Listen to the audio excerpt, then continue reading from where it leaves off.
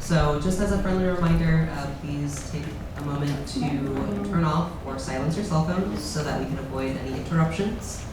I want to thank you on behalf of the library tonight, and I also want to give a quick thanks to our partners, the League of Women Voters, and Norwood Community Media for being here and partnering with us today.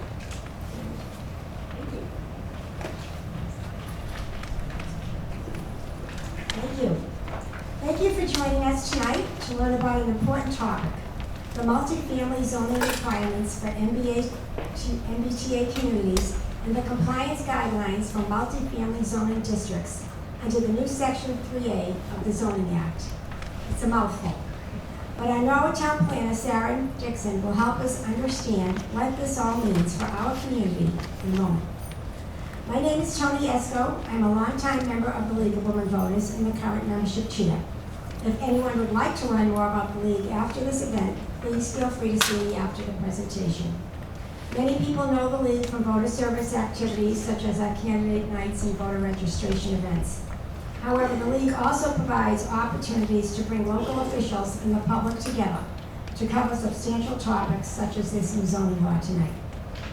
Before we begin, some thank yous are in order. I reiterate, thank you to MBTA TV and for Tim, the staff person here tonight, for their rebroadcasting skills. It's really great for the public to be able to access this program again at their convenience.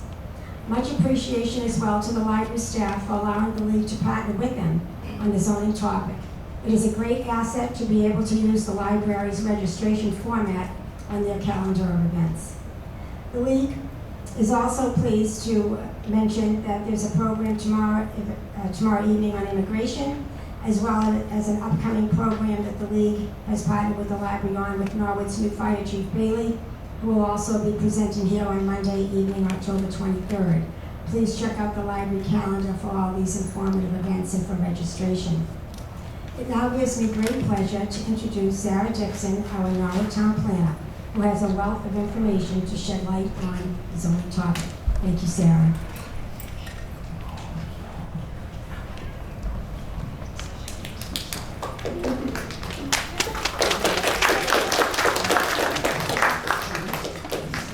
Good evening, everybody. Is the mic picking me up? If it's here. No. Need to turn this towards you. All right, we'll give that a try. Thank you so much for having me. Thank you so much to the League. The League is a fantastic organization that does such great work in our community, keeping our residents engaged and informed in their civic responsibilities. So it really is a privilege to be able to be here and share this event with you. My name is Sarah Dixon. I am the Town's Director of Community Development. I've worked in the planning department for a few years now. I'm also a Norwood resident and a town meeting member. I've been here for about 10 years. So I am invested in the community above and beyond just being a member of your town staff. So this is a complicated topic, and I'm really thrilled to see so many of you here to learn about it. Just to kind of give you a brief overview of what to expect, I have a presentation that gives a little bit of background on what zoning is in the first place, what the state law requirements are, why it was put into effect, and to explain a little bit more about Norwood's progress in coming into compliance with this new law. At that point, we'll transition over to questions and answers. So I know a lot of you folks have already submitted some questions through your registration, so I can go through some of those and then we'll open it up to the floor. But I promise to try to respect your time and get you home and in bed at a reasonable hour. All right, so at its core, the new 3A law is a law about zoning. What is zoning? Every community in Massachusetts has a local code or a zoning bylaw. This regulates how we use our land. This includes setting dimensional requirements like the shape, height, size of buildings, distance between buildings, so how many feet must remain undeveloped between the side of your home and the lot line that you share with a neighbor, distance between land uses, how we organize what the land can be used for. Do we want to have a factory, right, a manufacturing use, next to a single-family home, next to a school? Perhaps not. We can use our zoning bylaw to organize these uses in ways that make sense for the community and the people who live and work there. Our zoning bylaws also include lots of requirements for things like minimum parking requirements, affordable housing. So when you construct a multifamily housing building, how many of those units must be reserved for income-eligible households? Sometimes we talk about design standards. We have a section in our bylaw about signs that regulates how tall signs can be and how many of them can be on a commercial building. Our zoning bylaw is very comprehensive, but it covers a lot of the most important parts about how we organize and operate our community. Why does it matter? Zoning codes at their core can end up being moral documents, right? They organize what can be built and where and set these rules about who can live, work, and play in our communities by virtue of allowing what's allowed to be there in the first place. If zoning's done well, if it's done correctly, it's a really powerful tool for reaching our development goals, things like housing, transportation, climate, diversity. If we're intentional and thoughtful about long-term planning in our zoning, we can achieve goals to create the community that reflects the most important things we believe in and what we want to see our community to become in the long term. Many Massachusetts communities, and this is true across the Northeast and in many parts of the country, have very strict and inflexible zoning that makes it illegal or impossible to build anything other than a single-family home. Why does that matter?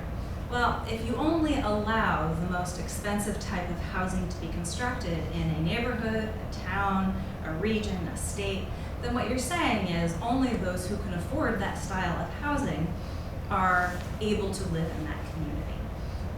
On a neighborhood basis, perhaps that doesn't feel so consequential, but when it's multiplied over a regional area, then the impacts of this can be quite severe. And what we see in Massachusetts is that many communities in eastern Massachusetts have made multifamily housing illegal.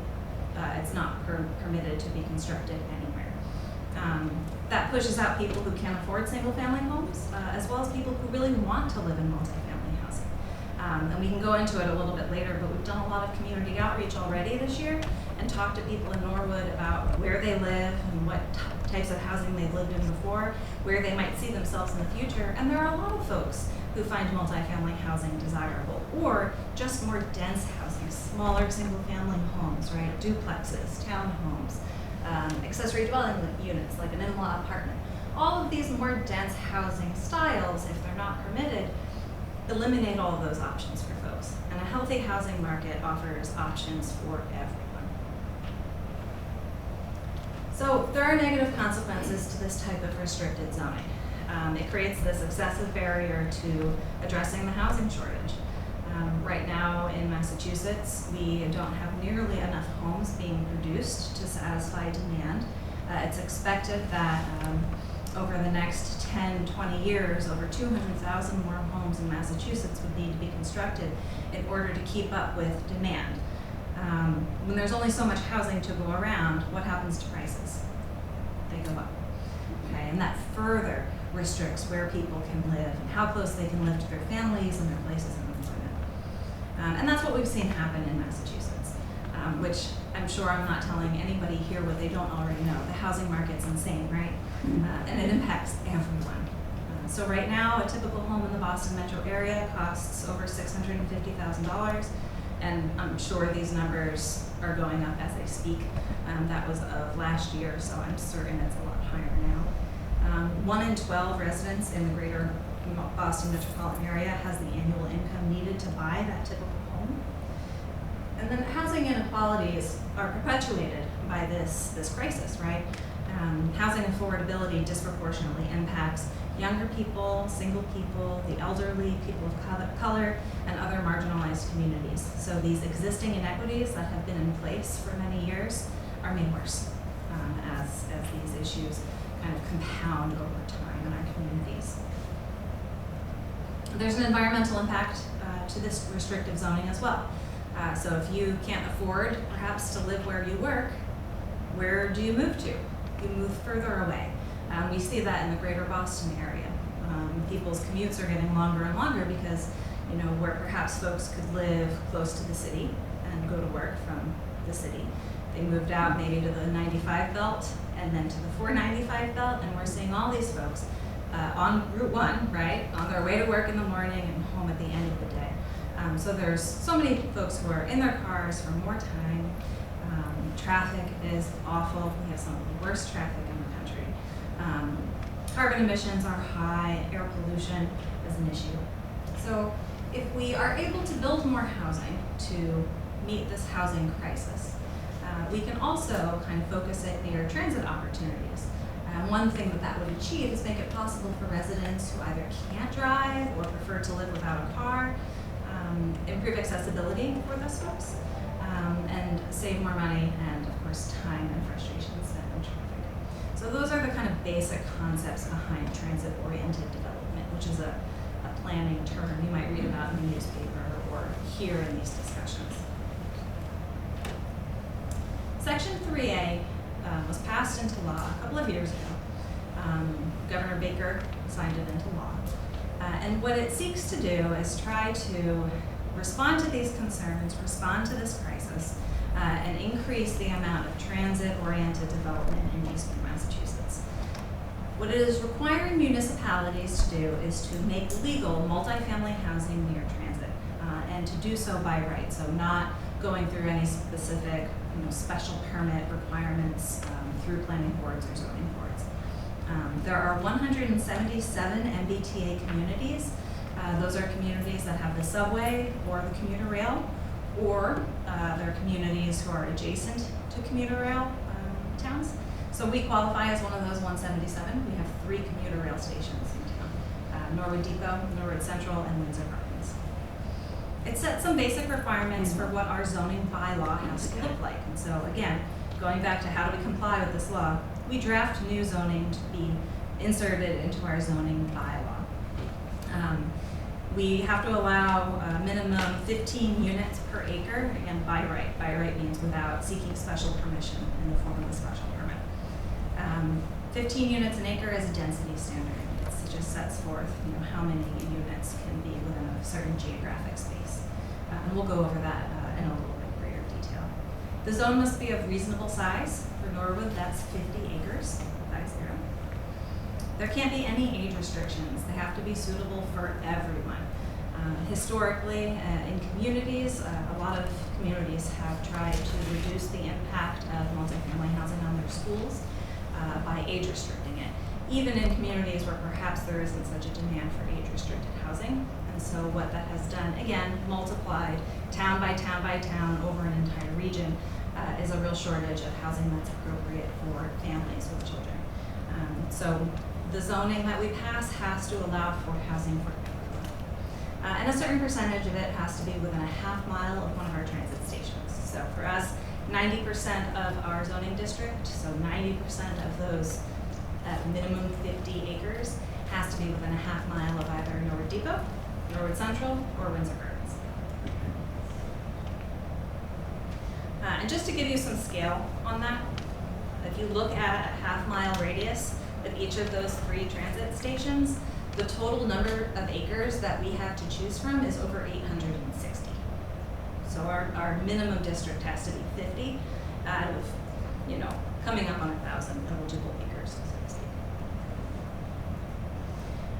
Just going back to, why was this passed? So growing and maintaining a healthy and sustainable community requires housing options all across the board, a variety of scales, price points, types, sizes. Everybody has different needs. We could have 40 folks in this room, and each of us would have a different need for housing, depending on our abilities, our ages, our stages in life, the size of our families, and just our personal interests. So a healthy market really does have options for everyone. Decades of underproducing housing, again, it's created a serious housing shortage. And these high home prices push out college graduates, young families, older adults, people with moderate incomes, and it's threatening our economy. It's threatening local businesses who have a hard time recruiting employees, retaining employees, and they're saying that a lot of our younger graduates and our working professionals are leaving the state in favor of, the Sun Belt or the South, where cost of living is more affordable. And that's a threat to our local economy, which relies heavily on our educated workforce. So I have a small video that I'd like to play for everyone. It's from the Mass Housing Partnership, and it explains a little bit in a nice, tidy way what this law is, and gives you some graphics for those of you who might be visual learners. It's only a moment, so I'll put this up and then we can get back to it. All love Massachusetts, but finding a place to live is close to impossible. We don't build enough homes or offer enough housing choices. This limits availability to those who are looking for a house they can afford, and to those looking to start new careers, grow families, or begin a new chapter in their lives. Our neighborhoods are built out on large, single-family lots that eat away at natural places that we love so much. This means we live farther from school, work, and other daily needs, forcing us to drive everywhere.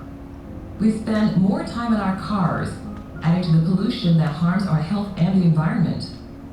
It also means that our region is more racially segregated, less welcoming, and less diverse, as a lack of housing choice limits where low and moderate income families can afford to live. But there is some good news.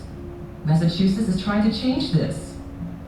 A new law requires 175 communities in Greater Boston to zone for more housing near public transit stations.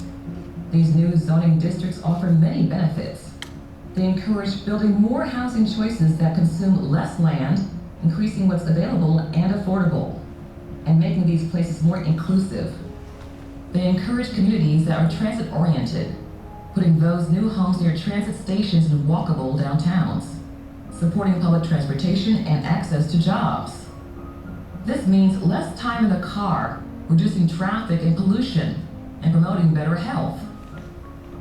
They encourage complete neighborhoods, which brings people closer not only to daily destinations like work and school, but daily needs like stores, restaurants, and public places, where people can gather and participate in the neighborhood's growing prosperity. Once full compliance is reached with this new law, it could mean 280,000 more homes and a lot more housing choice. These additional homes will help us address the housing, transportation, and climate needs of the Commonwealth, while making our communities more diverse and vibrant. The naysayers think this new law will turn our beloved downtowns into skyscraper cities. But here's the truth. It encourages us to build what we used to. Downtowns where everyone can go to mingle and walk to whatever they need. Massachusetts has some great walkable and transit-oriented communities with complete neighborhoods. With smart land use planning, we can make more of these places we love and used to build, benefiting existing residents and creating more opportunities for those who have historically been left on the margins. The Massachusetts Housing Partnership is working with the state to give us the tools and support we need to make this happen. Let's build this future together. Visit our website to learn more.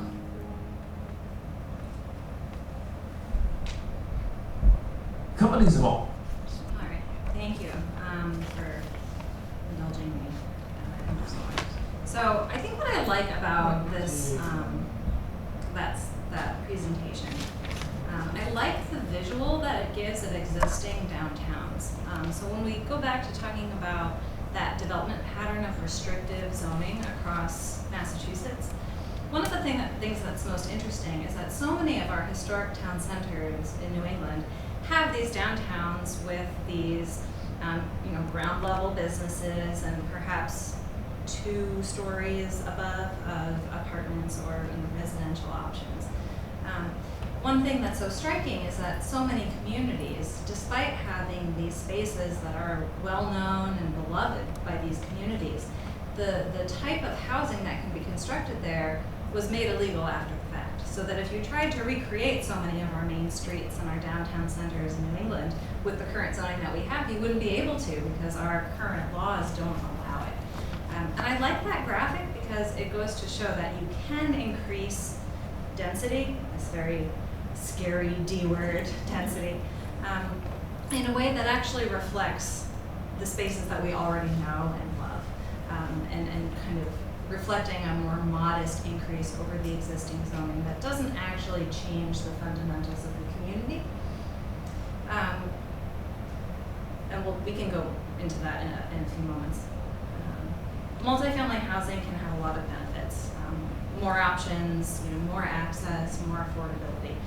We see that folks over all walks of life, again, desire different kinds of housing. So the task force in Norwood has just kind of concluded a summer of community engagement sessions. We've done a lot of small groups where we've talked to people who have come out and shared their thoughts and their experiences and their input on housing.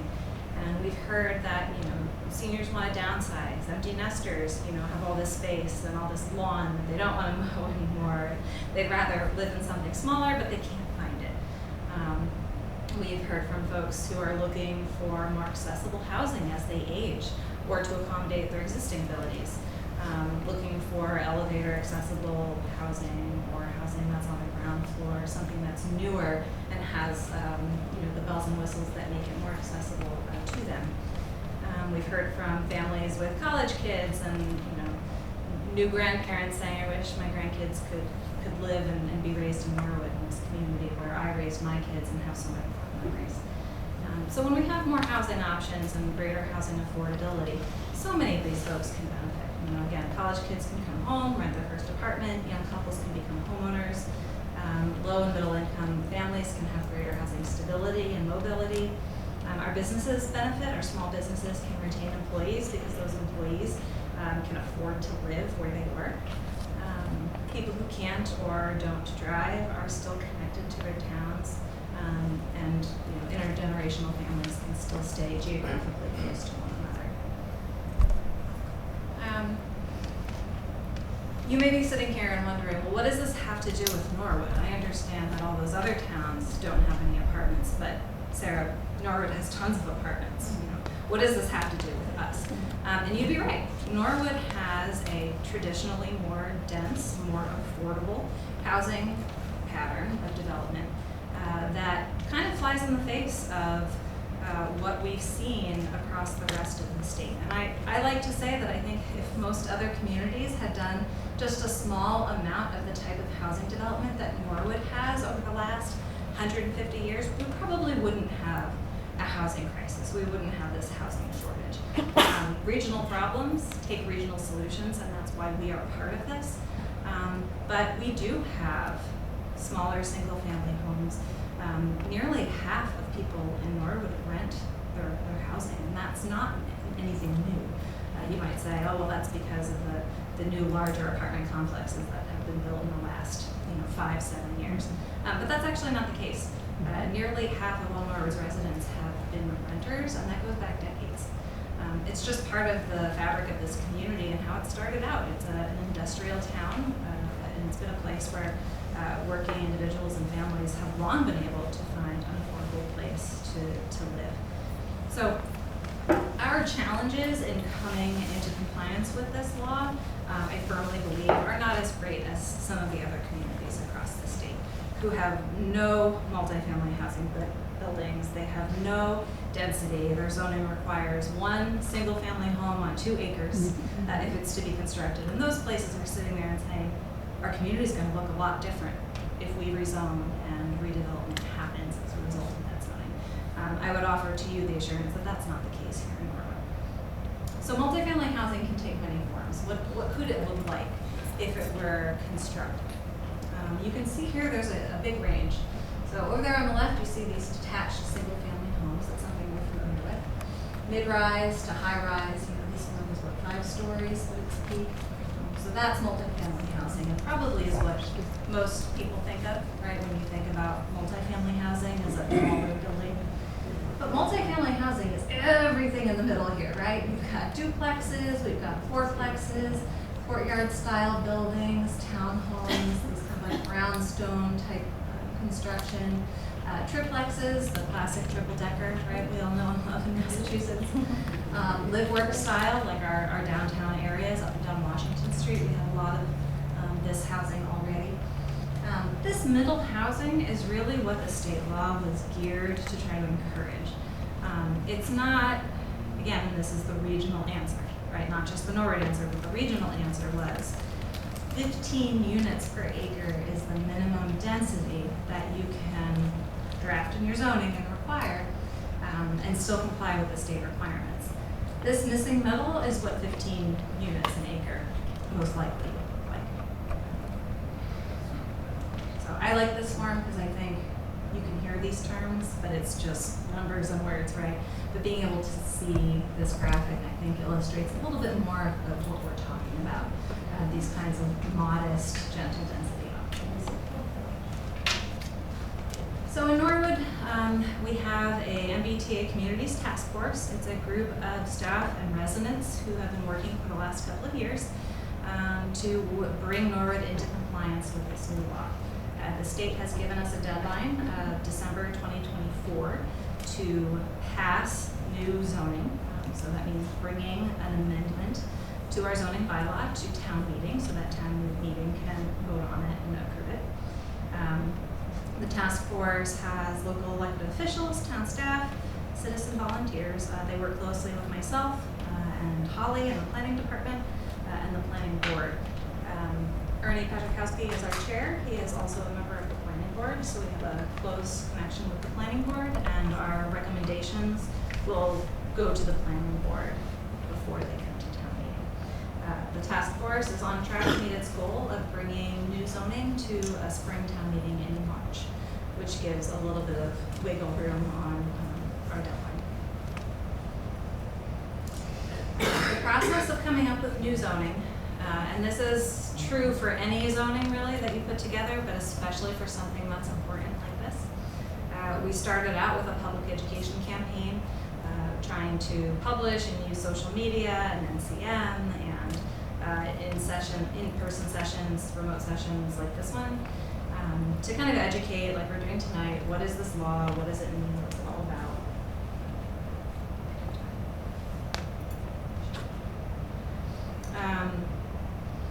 We've engaged a lot with the community, and a good planning process really is all about that community participation. A board or a staff person can sit together and put together a plan and zone, but it's not necessarily going to reflect the needs of the residents and the people who own businesses here and folks who are the community itself. So we've had a lot of small group discussions. We have a survey. If you haven't taken our survey yet, I really encourage you to do that. It's a great way to be able to share your views and your ideas and what you think would be best for the community, what your needs are, without necessarily waving your hand in a public meeting. So Holly was handing out some brochures that have a link to that survey. If you didn't get one and you're interested, definitely check in with Holly by the end of the session. Our small group discussions have been fantastic. We've had a great turnout. We've had a lot of folks attend and share their ideas. And what's been wonderful is how diverse those ideas are. There's a full range of opinions and needs about what Norwood has that's wonderful, what Norwood has that needs work, and where they see this going, and how we can use this new law as an opportunity to improve our town. So it's been a fantastic process. The task force is right in the middle of doing the hard work, right? The task force has a couple of working meetings where it's actually sitting down, putting the language together that's going to go in the zoning bylaw, figuring out where this district is going to be located, and what the requirements are going to be for that district. So the task force has to decide everything for a new district. How tall are the buildings allowed to be? How close are they allowed to be together? What's the minimum lot size that you could construct multifamily housing on? How many units could be constructed in any particular parcel, and so on and so forth. The task force gets to propose all of that, and town meeting ultimately has to adopt it before this comes to pass. The state does pre-approve the bylaw so that town meeting, when it votes on this, is assured that it's something that will pass muster by the state. So I want to reiterate a little bit about this requirement because this is one of the most pervasive misunderstandings about the law that we've seen and tried try to inform. This is not a production mandate. We are not being asked by the state to construct a certain number of units of housing. This is a planning exercise, it's a zoning exercise. We have to put forth in our zoning bylaw a set of rules and regulations that say, in this particular part of town, if a landowner were so interested, they could develop multifamily housing so long as it meets this list of standards. And we get to create those standards, we get to select the district. Does it mean that that area has to build multifamily housing? No. Every parcel in this town is located within a zoning district. Perhaps your home is in a general business district, perhaps your zone is in a single family residential district. Every district, so every parcel, has a series of uses that are allowable in that spot. I can use myself as an example. My home is in the single residential district, and it is used as a single family residential home. I could not sell it to someone who wants to build a factory. That's not a permitted use. But if a childcare wanted to open up there, they could. That's an allowable use for that particular parcel. If I wanted to open up my own hairdressing salon and have an in-home occupation, or perhaps pursue a second career as a dentist and have a dentist office in the walkout basement of my home, that's an allowed use. But just because it's allowed doesn't mean I have to do that, right? It continues to be a single family home operated by me, a planning person. So creating the zoning district is not necessarily going to result in immediate redevelopment. It will over time, quite likely. And we have a responsibility to select parcels that we think that this could yield positive redevelopment for. I'm choosing, and the task force has chosen, to look at this requirement as an opportunity. Historically, development patterns were that you put your factories on railroad station lines, on train tracks, right? That was what made sense to go on the train tracks. But now we're seeing that instead of having your factories in your downtown centers, perhaps it's a better use of that land to redevelop it as mixed use, where you've got ground floor commercial and residential above, or just solely multifamily residential, so that folks can walk to the train, they can walk to access their town hall or library, their goods and services. We'll move into Q&A in just a moment. I kept this slide from my presentation for the small groups, just kind of reminding folks about participation and discussion in an open session. Housing does inspire a fair amount of passion, and I fully appreciate that as a planner because it's so important and it impacts so many of us. So it's just a helpful reminder to, if you're sharing your thoughts with the group, to be mindful that there are maybe others in the room who feel a different way and that we're here to respect all of those voices. So I will leave this up while we do Q&A just because the QR code is helpful for the survey. But I'm going to go through and just kind of read through some of these questions. Are there target dates for how many apartments need to be built as the years go by? No. We need to pass our new zoning by December 2024, but there's no requirement for new construction to actually occur. What's the maximum permitted density in a 3A zone? There is no maximum. There's a minimum. That's 15 units an acre. We get to set what the maximum permitted densities are. So that's still up for debate and discussion by the task force and the planning board. What green space is required in the development of the apartments? That's a great question. We get to set that requirement as well. So currently in a lot of our districts that allow for multifamily, you see a 20% requirement for open space with a maximum build out of 80%. It might be more than that, it might be less than that, but just so you have a frame of reference, that's what our bylaw currently asks for developments that might look like this one.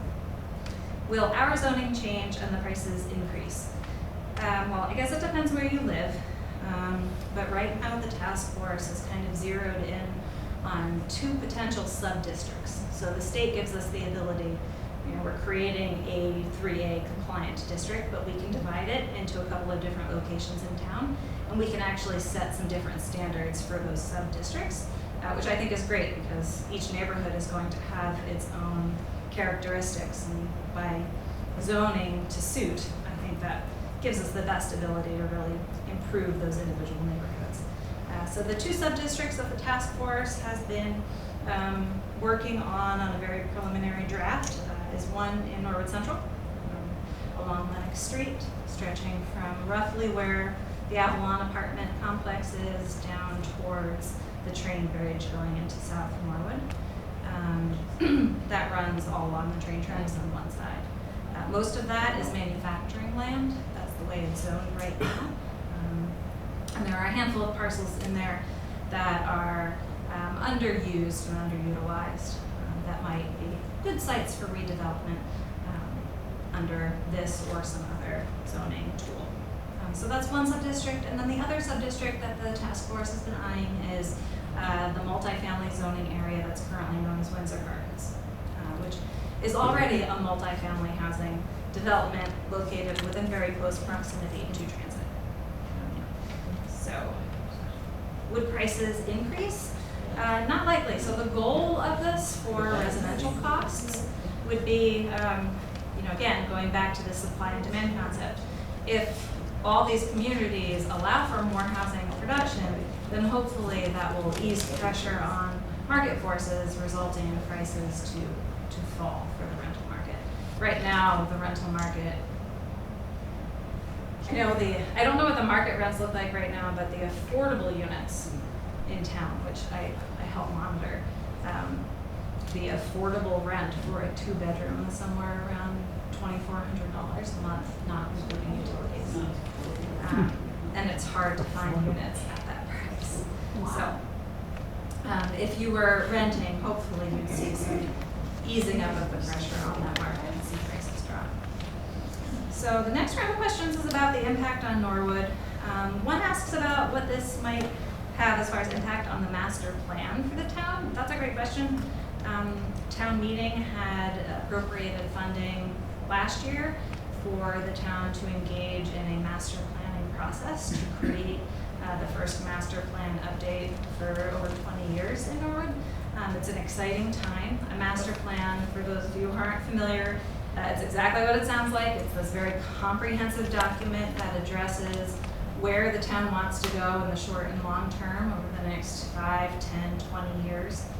A master plan touches on areas like housing, transportation, schools, sustainability, things like hazard mitigation. It kind of open space and recreation. It kind of covers all those experiences of what it means to live, work, and play in a town. So we are starting to do that. We're in the very early stages. What would the impact be? The master plan is really not going to start its planning process until this wraps up. I don't know that it'll have a huge impact on the master plan. The master plan is very likely, because it has to talk about housing, it's going to be looking at these same issues and saying, what does Norwood look like now? What are its residents' needs? What more can we do in the future? So while 3A really focuses mostly on those neighborhoods around our transit stations, the master plan will probably take that ball and run with it a little bit and look across the entire town about, what does our housing stock look like, and what changes, if any, can we try to anticipate over the next few decades. Please share plans about city development and upcoming projects. How much time do we have? Norwood is a happening place. I can tell you just, right now, the things that are keeping the planning and the building departments quite busy are the big commercial projects that you see, the hospital being the biggest one, right? Moderna's keeping us quite busy reinvesting in their campus up on Upland Road. FM Global's rebuilding its headquarters on Route 1. So we're seeing a lot of great commercial activity in town. And that's been keeping us busy. And also the downtown is thriving. I don't know if you've noticed, but there aren't nearly as many vacant storefronts in downtown Norwood right now. Outdoor dining restaurants and our shops downtown, and it's thriving, so that's exciting.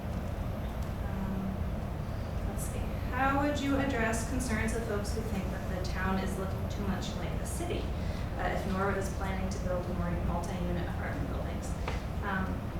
That's a really honest and a really great question. So I think my first response to that would be able to say, you know, we are in control here.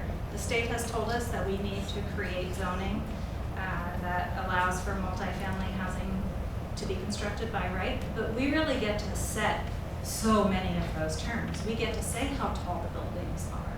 We get to say, you know, where it would be allowable to build such a building.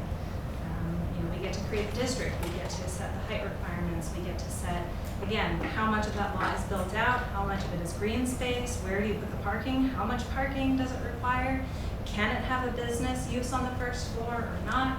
You know, we really have the ability to set so many of our own controls that would allow for us to direct this kind of development, where it is and what it ultimately looks like. So I think it's very easy to feel a loss of control with a state mandate, and that's fair. But in this case, I really feel confident that Norwood has an ability to drive, you know, and to see what this looks like. What are the choices as to where this will go? We touched on that. Basically, it has to be around these transit stations. And right now, the front runners are looking like the Norwood Central train station and Windsor Gardens. Does the MBTA consider parking minimums? I'm curious about our options going below these standard parking minimums because the zone is centered around public transportation. Really good point. So our current bylaw requires so much parking per unit of housing and per bedroom for each unit of housing. It would definitely be appropriate to ask for less parking to be constructed with any of these new buildings if it's located right on top of a train station. None of that's been decided. You know, again, these are conversations that are still happening with the task force. I think the other component that would influence that conversation is not just the transit station itself, but how walkable the location is generally. So, for example, a building that would be right near Norwood Central is so much more walkable to the grocery store, right? You could walk to Shaw's, you could walk to the banks, you could walk to shops and restaurants and parks and playgrounds. So parking, you know, you could probably make an argument for requiring less parking there because it's more walkable. But it's a sweet spot, right? Because you want to make sure that you have enough parking for people who live there and that folks aren't circling around looking for parking or parking where they shouldn't be. So it's an art, I would say. But again, that's within our control, and we have the ability to set that standard. Eligibility and need. Is 3A law only certain towns? Why Norwood? It's just those with transit access, and Norwood has commuter rails. What kind of housing will it be? I would argue anything on that graphic, that missing middle housing, it could look like any of that. Multifamily housing is 3 units or more in a building, so there's a huge range from there. That could look like a few apartments above a single store, it could look like a triple decker, or it could look like, you know, a building that you're more familiar with, like the Avalon building or Upland Woods. And again, we have the ability to set those terms. How much low income and or senior housing will there be? Great question. So right now, we require, in our existing bylaw, and town meeting has already said that about 20% of new units, if the building has 8 units or more, 20% have to be set aside for income eligible families or individuals. Households that earn at or below 80% of the area median income. We haven't finalized this yet, but we would expect probably to look at something similar to allow for more affordable housing to be set aside, and also to make sure that we are maintaining our safe harbor status on the subsidized housing inventory, which some of you folks may know as 40B. We are required to have a certain percentage of our housing in town reserved for income eligible households. Those are obligations that we're required to meet under a law called be. So if we require 20%, that gives us a comfortable margin to stay above our requirements, because we are already at our requirements. Senior housing. So we can't age restrict the housing. We know that there are seniors who are very interested in senior housing in our community. We are, again, not permitted to age restrict the housing, but it will certainly be open to anyone in age. What current housing counts towards the requirement, and how much additional is needed to meet that requirement? If I had $1 for every time I got this question, I swear I'd have enough to probably not be a planner anymore. There is no obligation to construct new housing. We pass this assignment that the state has given us. We pass if we put together zoning, if we write the rules saying what's permitted to be built and where. We don't have any obligation to actually construct so many units of housing. And there's no check-in 5 years to say, okay, Norwood, how many new units of housing have been constructed? This is a zoning and planning exercise. It is not a production construction exercise. It is helpful that as a community, we already have multifamily housing. It is helpful that as a community, we already have apartment buildings on the ground, and we already have duplexes and triple deckers, because it means that zoning for those things isn't a huge departure from the Norwood we already know. It is helpful to us in that way, but it is not helping us to get closer to a requirement or closer to compliance. Does that make sense? More questions on where can they be built? And here's a good one. How do we stop 3A? We've had a lot of these conversations. I've been asked this question a lot. I think it's a fair one, right? It represents some fear about the change to our community, and concerns about change that might be undesirable or strain existing resources to our community, and those are all understandable and valid concerns. 3A was a change to a state law, which means that it's not optional. It's not, there's no choice for us to not comply with this state law. The State Attorney General's office did tell communities that we would face charges. That the AG's office is not afraid to follow suit on communities that don't come into compliance with this law. Other consequences would mean that we may not be eligible for state funding in a certain number of areas. Discretionary grant programs that we apply for that fund a lot of the programs that people enjoy here in town, we may not be competitive for any longer. So it isn't really an option. Certainly legislators could have a change of heart and they could make changes to this law, but that is out of our control as a town. And to the folks who feel really strongly that we should try to stop 3A, I would offer that while that's out of my particular wheelhouse, what I would say is that I think because we are, again, a community that in so many ways is already so close to meeting these standards, that it wouldn't be a worthwhile expense of our town resources and our time to fight it, in a legal challenge, because we are already so close to having zoning, really, that allows for these standards to be met. So, certainly that's my opinion. I don't expect that everybody would agree with that, but my personal and professional thoughts on this would be that we are so close to being in compliance with this law already. For us, this is kind of a minor round of small and creative tweaks to our existing bylaw, and not a wholesale rewrite in a community that has nothing but mansions on 3-acre parcels, right?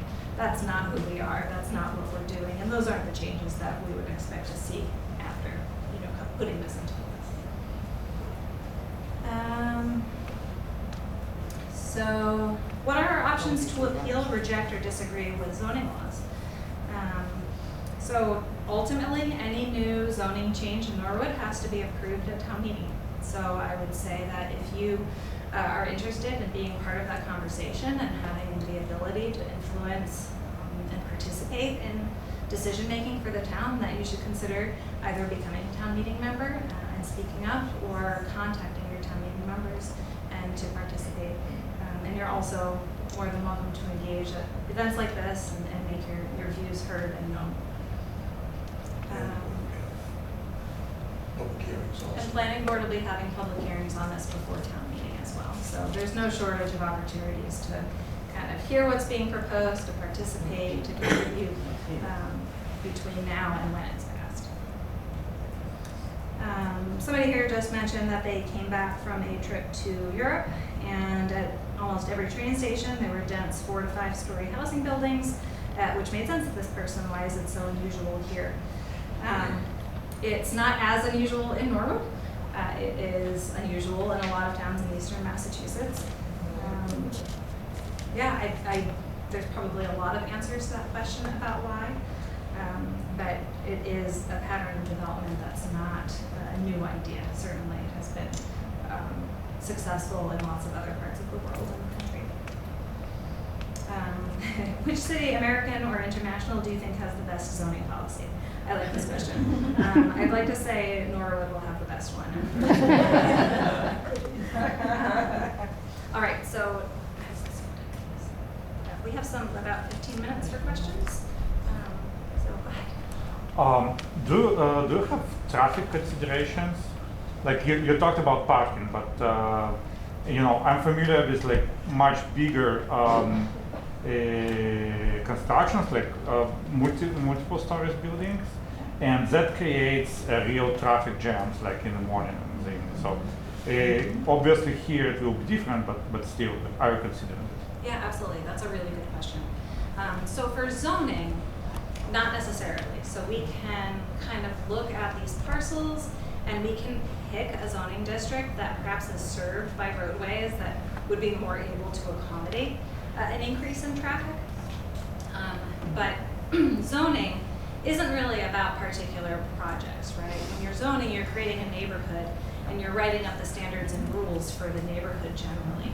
The specific project is not something that you're contemplating here, right? You're kind of like setting the table when you're writing zoning, but the actual meal isn't served until a developer decides, I'm going to take my land in this district and I'm going to do something with it. I will say, when that happens, site plan review is a review process that the planning board does for certain larger commercial projects. If you put an addition on your home, that doesn't require site plan review, but if you rebuild the hospital, it needs site plan review. And that will still be a process that larger projects have to go through with the town. Planning board can and does ask for traffic studies to be conducted for the larger types of projects that would have an impact. And traffic engineers come in with loads of data and analysis. There's a whole science to it, anticipating how many morning, peak hour trips and evening peak hour trips would be added in addition to the existing conditions. And so that data is information that planning board would have and the town's engineers would have. And if changes would be needed to be made, extra turning lanes or relocation of driveways or any changes to the project that would help with the traffic question, there's an opportunity for that to happen. So it doesn't happen at this stage of the process, but it's not never addressed. It's definitely looked at in great detail for the larger projects later on. This is I'm sorry I have to ask this question, but I need visual.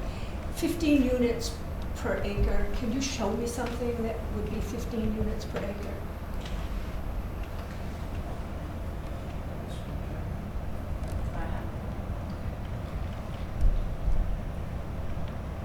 So here are some properties in Norwood that are 15 units per acre. Now some of these are duplexes, which are not considered multifamily housing, but the density is 15 units per acre. And just to give you some more examples of density, just because these numbers don't really mean anything until you actually look at photos of what it looks like. Ernie, our planning board chair, loves to give the example of the Elevati building. I know where Olivati is, over by the post office? Okay, so restaurant on the first floor, there are residential units above. The density in that building is 44 units per acre. Right, it feels like a high number, but most folks, when they look at that building, maybe wouldn't have put that number to that building. Another example that I like to use, the Talbot block, that kind of rounded circular building at the corner of Washington Street, before you go into the post office square there. That building is 110 units per acre. Just for a frame of reference about what these numbers look like. It's Yeah. very confusing. Yeah. You can't think of your own yard. Yeah. You know, if you have an acre lot, you say, there's no way I could get 15 units on this piece of property.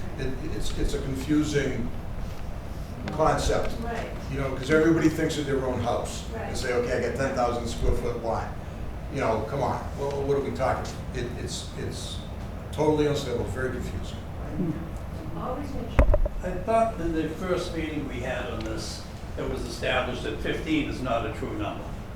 It's going to be way higher. You can't make any money at 15 units per acre. You keep referring to 15. Everybody knows that's a false number. So it is Why do what we the use it? standard, it is what the standard is, right? So in But order to nobody can pass build. by the state, 15 units per acre, that's the floor, right? That we have to be able to put into place. But we should be But the taught. question is, if you want to encourage redevelopment, right? If you were trying to encourage redevelopment and reinvestment in certain parcels that would be appropriate for multifamily housing near a train station, what would that density look like? In Norwood, could you set it at 15 units per acre and still have that make economic sense for a developer to actually put that building and reinvest into that property? No, so you're absolutely right. 15 units per acre, because our development pattern in Norwood represents a higher density than that. If we just did 15 units per acre, it would probably stay the same as it is, right? And there wouldn't be any reinvestment into what's there. And for some folks, that may be just fine. And for others who would hope to see more reinvestment and have ideas for, cleaning up at certain properties or higher and better uses, the number might look a little bit different. And that number, that density number, is going to vary depending on what that neighborhood is and what the market forces are.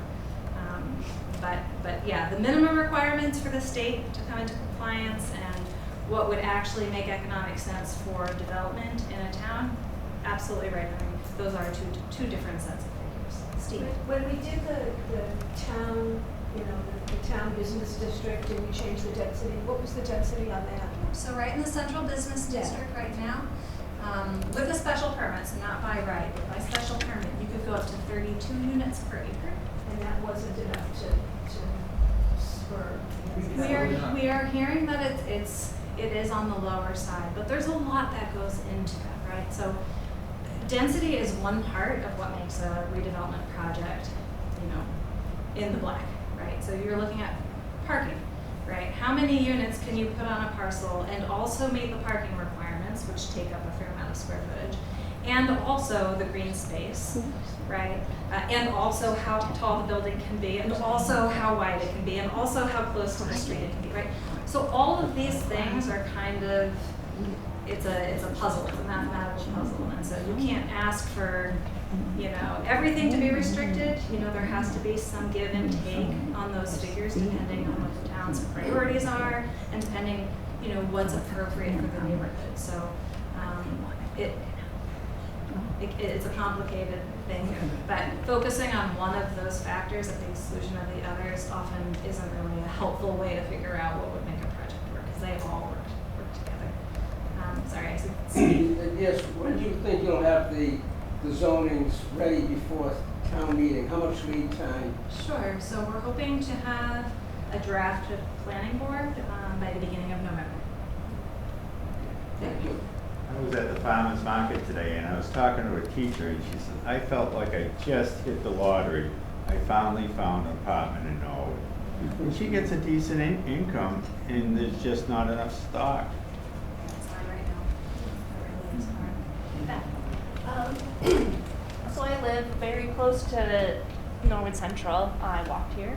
But I was Do you know what the density already is in that neighborhood? Because I just feel like it's a really nice mix of really high density, single families, multifamilies, all kind of squished next together. Like, it feels good, and I feel like this would be good. So, like, it's just a continuation of, we would just be replacing manufacturing with the same residential. So I think that's the task force's goal, right? Yeah. Is to try to pick an area that already has some higher density, higher, respective perhaps to the single-family residential areas in town, and try a gentle increase, right? That would allow for some encouragement of reinvestment in properties that are, let's say, manufacturing properties that aren't being used to the best of their ability, to encourage cleanup, perhaps, of soils. We're an industrial town, right? So there were a lot of industries that perhaps left some conditions behind that weren't so great. So reinvestment allows for the opportunity to do that. But a gentle increase in density that improves the neighborhood without representing a huge deviation from what's already there. And that Lenox Street neighborhood is a good example. You've got those manufacturing parcels already on the one side.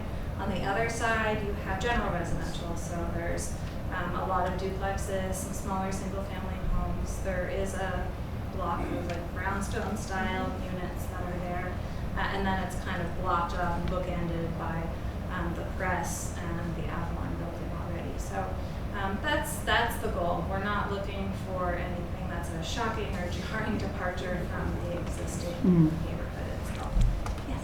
Is there any plan of downtown development, because more people need more everything? So what will be happening with our downtown in 5 years? Sure. So the half-mile radius, that we have to set the district for 3A does overlap with our downtown district. It doesn't fully encapsulate it. So for the purposes of satisfying this particular law and coming into compliance with it, we can't completely redo the zoning in our downtown. And to be honest with you, we probably wouldn't want to, because the downtown is so important and we really should give it the time and the thought and the study and care that it deserves. We are talking about allowing more, so a mixed use in these new developments. So you might have not just multifamily being allowed use, but also that first floor commercial or a mix of buildings on the same parcel. So you might have a commercial building and then a separate building with multifamily residential to encourage more businesses that serve the needs of their residents. Those are options that we have available to us. But I will say, as part of that master plan process, and maybe even before then, the planning board and the planning department does want to go back to our central business district zoning and see if there are any ways that we can improve it. Not just by zeroing in, again, on that density number, but kind of looking at all the requirements that we have in place and figuring out if we need to tweak any of those to result in the kind of reinvestment that we want to see in the downtown. But you're right, a healthy, thriving downtown and residents who live close to that downtown, they go hand in hand for sure. Yes? Okay. What?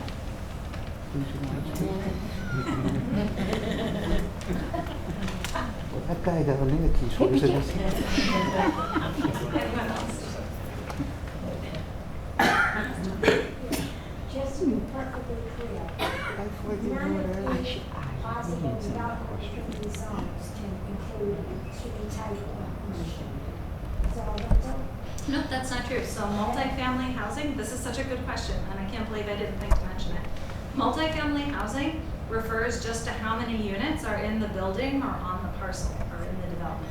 It's 3 or more units, but those could be rentals or they could be ownership. It's not restricted to one or the other. We tend to talk about rentals very often because there's such a high demand for those, but condos are in hot demand in our market too. Well, right yeah, now. and a lot of people who want bigger homes, they like to downsize it to maybe a small. There's not a lot of small condos. Right. You know? Not everybody wants to downsize into a bigger farmhouse. And farming's fine. And the ones that we have are priced at just about the same amount as the single family homes. Sarah, we cannot dictate to a developer that he can only build condos. Right. That's his choice. And very So often we're theirs. they're Yes. their choice. So we can't say as a planning board or as a town, we're gonna let you go into this new district, but we're gonna demand that you only build condos. Right, just as the They can town do it on their can't own, tell we can't. me who owns a single family home that I couldn't rent it out. You know, the town can't do that for the owner of a large complex. The market does decide. We do see very often that condo developments that get constructed, unless they have really restrictive covenants inside the condo association, a lot of those times those units get rented out anyway. But that's not something that we can really direct. Okay, one more question. Because you think your bylaw draft might be November and you want to go to town meeting in March, that means unfortunately that probably public hearings are in the winter. Like maybe January, February? Yep. Okay, so could you provide those in a hybrid form? Because the weather stinks. Yeah, we would Absolutely. definitely do it. Yeah, to Absolutely. maximize the participation. No question. And we will have more than one to enable folks to participate. Has the town done any studies at all of what it's gonna increase in school size and stuff, based on 1,000 apartments, 1,500 apartments, what it's gonna cost the town? Sure. So we've Have they done anything? we have data that shows what, you know, the increase in apartment units in recent construction. So we have hard data of what's actually happened as multifamily buildings have come in. What we've seen is that generally enrollment has kind of flat.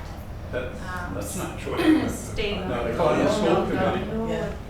So statewide, enrollments are declining over time. And that's in not part good. because young people can't afford to live here and families aren't having as many children and the population is aging. This isn't a Norwood trend, I'm saying, you know, kind of regionally and statewide, that is a common trend. I am not a representative of the school department. I can't speak to, you know, the nuts and bolts and the intricacies of their data. What I can say is that the information that's been provided to me has shown nominal impact on schools because of those competing forces. And it's also really hard to predict. You know, very often when you have these developments come online, the projections of how many students they anticipate to move into the district when a building's fully occupied, very often we've seen that those figures are much higher anticipated than what actually happens. But you prepare for the worst. We have to allow for construction of homes for the people who live here. To exclude families with children by refusing to build more housing doesn't solve our school problem. And I firmly believe that education is not a resource of scarcity that we should keep just for the kids who are already living here. Folks who live in these apartment buildings and buy our condos are already Norwood residents looking for a way to stay in town, and more housing options gives them a way to do that. Or it provides opportunity for families who have always wanted to be able to move to a town like Norwood and give their children that kind of education. And housing options for everybody benefit everybody. So I think there have been a lot of studies done on the impacts of these types of developments, and that very often the concerns about traffic and crime and, you know, drowning schools don't often come to pass. But it is certainly something that the town can and should keep an eye on. And again, this is a zoning exercise. This is a planning exercise. This is not a production mandate. This is not going to result in a firm amount of new housing construction. These are the plans. This is what we allow if the market allows for it. So can I just mention the schools, because I Yeah, go ahead.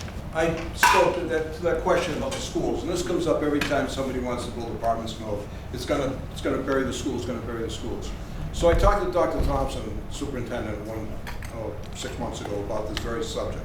And the school department has data of their kids and where they are, where they come from, what apartment complexes they come from.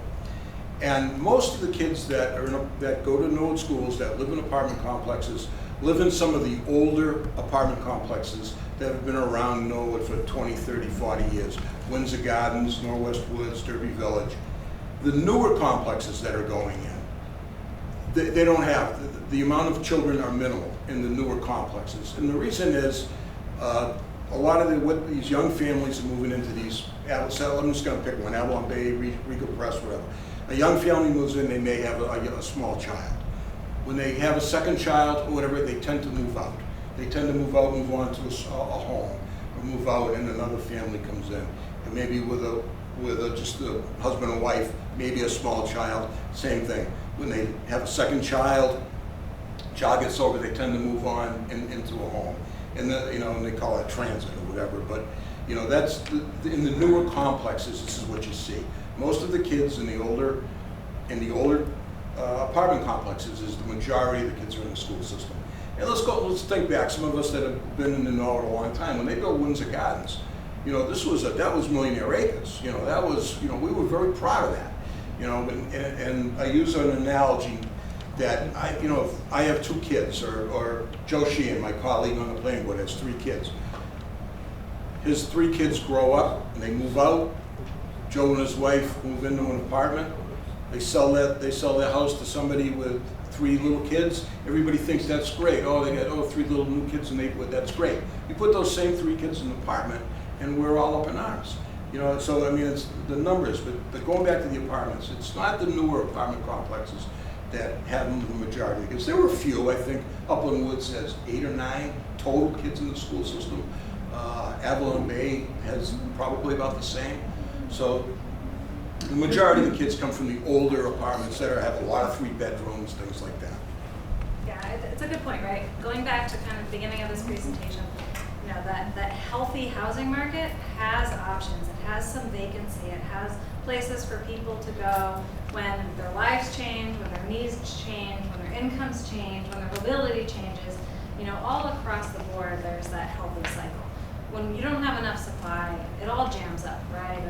And people stay in houses that are too big for them, or are stuck where they can't expand and have a larger home for their family. So that's really kind of where this is getting at, is being able to more options for everyone, and being able to have that healthy supply again. So I did promise that I would have you out on time, so it is 10 after 8. But I would say that if anybody has any more questions, please do not hesitate to call me. I'm happy to set up one-on-ones with folks who have questions. We will have no shortage of other events to learn more about this law. We'll have public hearings starting in the fall. I would invite you to check in on our website and stay tuned for future events. And thank you so much. I appreciate your attention.